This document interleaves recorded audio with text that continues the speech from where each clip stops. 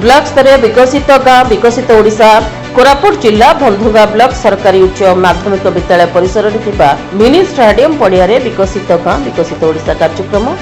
गतकाली अनुष्ठित हो जाएगी। गतकाली माननीय मुख्यमंत्री श्री मोहन चरण माझी ओडिशा सरकार तरफ विकसित गाँ विकसित ओडिशा कार्यक्रम को आनुष्ठानिक भाव शुभारंभ कर अवसर में ब्लॉक बीडीओ अविनाश विश्वजीत सेठी अध्यक्षतार आयोजित कार्यक्रम में ब्लॉक अध्यक्ष लक्ष्मी मिणियाक सभापतित्व में ब्लॉक स्तरीय विकसित गाँ विकसित ओडिशा कार्यक्रम शुभारंभ अवसर में जगतर नाथ जगन्नाथ प्रतिमूर्ति निकट में प्रदीप प्रज्वलन कर जातीय संगीत गान कर जातीय संगीत गान करने समय मंच में बसी जिला ब्लॉक अधिकारी जनप्रतिनिधि विभिन्न राजनैतिक दलर नेता कर्मी अंगनवाड़ी कर्मी मिशन शक्तिर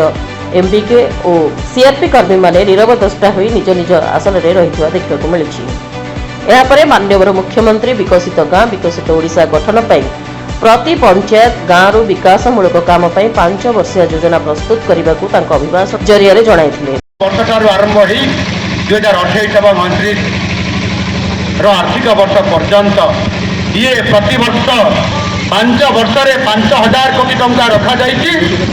एवं जिते बड़े हम आउथी सबुठ बड़ गुरुत्वपूर्ण कथा हूँ प्रति गाँ को गाँ जोड़ुवा आपण रास्ता ताकू केमी आम कंक्रीट करवा ताकू केमी आम पिचु रास्तार जोड़ा एवं प्रति गाँ को प्रति साही को साही एवं रास्तार उभय पार्श्वे बेभर ब्लॉक रास्ता ता सहित सेतु हम कलभर्ट हम या प्राथमिक दि जाइए एवं ता सहित सब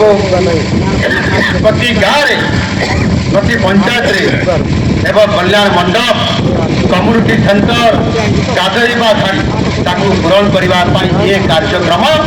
स्कीम माध्यम योजना माध्यम रखा ग्राम सभा आलोचना हम आपण मैंने निजे आलोचना करके प्रोजेक्ट गुड़िक रखिकी आप पास करेंगे सहित पूजा पाठ स्थान तीर्थयात्री मौलिक सुविधार विकास भोग मंडप भागवत टुंगी सांस्कृतिक केन्द्र आदि प्रकल्पर ये स्कीम माध्यम समस्त काम को त्वरान्वित अनेक समय भागवत टुंगी आम कर भोग मंडप कर तीर्थयात्री मौलिक सुविधार विकास आम कर आज सुजोग आसी विकसित गाँ और विकसित ओडिशा ये योजना माध्यम निश्चित भाव में ये समस्त कथा को जोड़ा जापर शिक्षा भित्तिभूमि विकास योजना रखा गोटाए प्राथमिक विद्यालय जो आवश्यकता अच्छी अतिरिक्त श्रेणीगृह निर्माण जो भित्तिभूमि कम अच्छी से जगह अधिक दृढ़ीकरण करने संप्रसारण करने जोड़ा जापर क्रीड़ा भित्तिभूमि खेल पड़ियाटे मिनी स्टाडियम टे एवं आपंकर गाँव में क्षुद्र पर्यटन क्षेत्र भित्तिभूमि करने अनेक समय आम पाखे पैसा न थाए जिते बड़े शीत सीजन आसो पिकनिक सीजन आसे से पिकनिक करने आम अनेक समय गाँ मुंड को कौटी नई पाखक कौटी जंगल पाखक आम जाऊँ कितु से गोटे पर्यटन क्षेत्र मान्यता पाइबार जहाँ आम गाँ भीतर चर्चा हुए आम के पारि न था विकसित गाँ विकसित ओडिशा ये योजना आम जोड़ी पार एवं विशेष करके प्रत्येक प्रकल्प प्रत्येक गोटे योजना आम सर्वनिम्न 3 लाख टकर आरंभ कर जदि 3 लाख आम गाइडलाइन रखा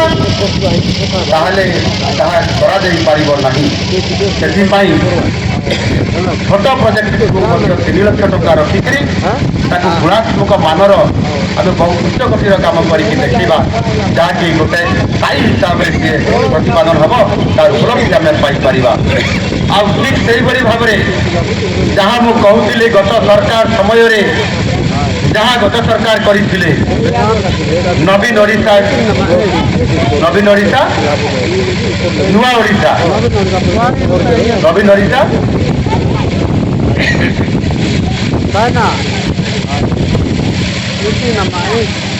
आम ओडिशा नवीन ओडिशा आपण मैंने भूली गले संस्था मन आम ओडिशा ନବୀନ ଓଡ଼ିଶା ନବୀନର ଅର୍ଥ ମୁଁ ଜାଣିନାହିଁ।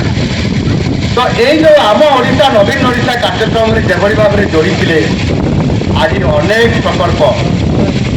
ଶହ ଶହ ହଜାର ହଜାର ପ୍ରକଳ୍ପ ଆଜି ପଡ଼ି ରହିଛି। ଯେଉଁ ପ୍ରକଳ୍ପଟି 20% ଯଦି ବ୍ୟୟ ହେଇଥିବ ତାର ବିଲ୍ ହେଇଥିବ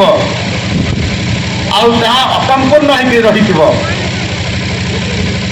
ତାକୁ ଆମେ ଯୋଡ଼ିକି କରିବା, ଛାଡ଼ିବା ନାହିଁ ସେ ପ୍ରକଳ୍ପକୁ। କାହିଁକି ନା ମୁଁ ଆପଣମାନଙ୍କୁ ପ୍ରଥମରୁ କରିବା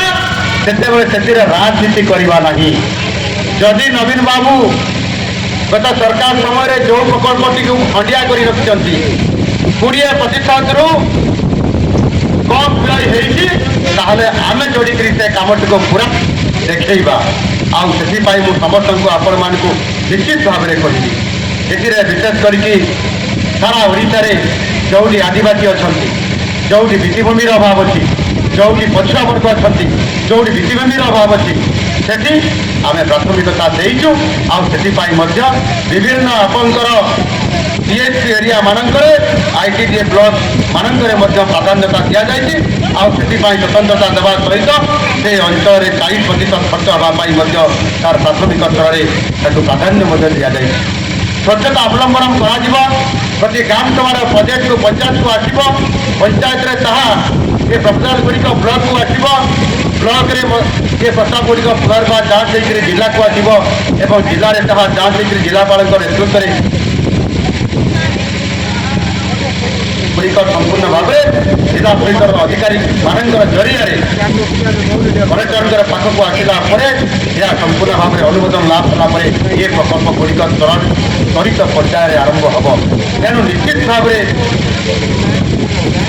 ବିକଶିତ ଓଡ଼ିଶା ହେଉଛି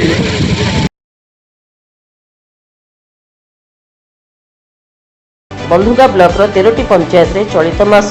11, 12, 13 ତାରିଖ ଦିନ ବିକଶିତ ଗାଁ ବିକଶିତ ଓଡ଼ିଶା ପାଇଁ ସ୍ୱତନ୍ତ୍ର ଗ୍ରାମ ସଭା କରାଯିବା ପାଇଁ ସ୍ଥିର କରାଯାଇଥିବା ବିଡିଓ ଜଣାଇଥିଲେ। ଏହି କାର୍ଯ୍ୟକ୍ରମରେ ଭାରପ୍ରାପ୍ତ ଥାନା ଅଧିକାରୀ ପ୍ରସନ୍ନ କୁମାର ମିଶ୍ର, CDPO ଗୀତାଞ୍ଜଳି ମହାରଣା, ମଙ୍ଗଳ ବିଭାଗ ଅଧିକାରୀ ଚନ୍ଦନ କୁମାର ସ୍ୱାଇଁ, BSSO ଦୀପକ କୁମାର ବେଉରିଆ, GPDO ଅକ୍ଷୟ କୁମାର ପ୍ରଧାନ, ବିଧାୟକ ବ୍ଲକ ପ୍ରତିନିଧି D ଏଙ୍କାଟି, ବିଜେପି ଜିଲ୍ଲା ସମ୍ପାଦକ ଶରଦ ପାତ୍ର, ବିଜେପି ଜୋନ୍ 2 ସଭାପତି R ବିଜୟ କୁମାର, ସରପଞ୍ଚ यूनियन ब्लॉक सभापति सरपंच भास्कर पाटका, बंधुंगा पंचायत सरपंच लक्ष्मी काट्राका, कुंभारीपुर पंचायत सरपंच लुद्र जाकाका, पेदालोडा पंचायत सरपंच शेखर कंडागोरी, आलमंडा पंचायत सरपंच गौरी मेलेका, गारिडी पंचायत सरपंच मोती मांडिंगी, नीलाबाड़ी पंचायत सरपंच वाटाका जगाना, बड़सरपल्ली पंचायत सरपंच सुंदरू पीड़िका और कापरीबाड़ी सरपंच सुस्मिता पीड़िका और समस्त समिति सभ्य उपस्थित रही। बंधुगा ब्लॉक उत्तम नायक रिपोर्ट PS न्यूज भारत।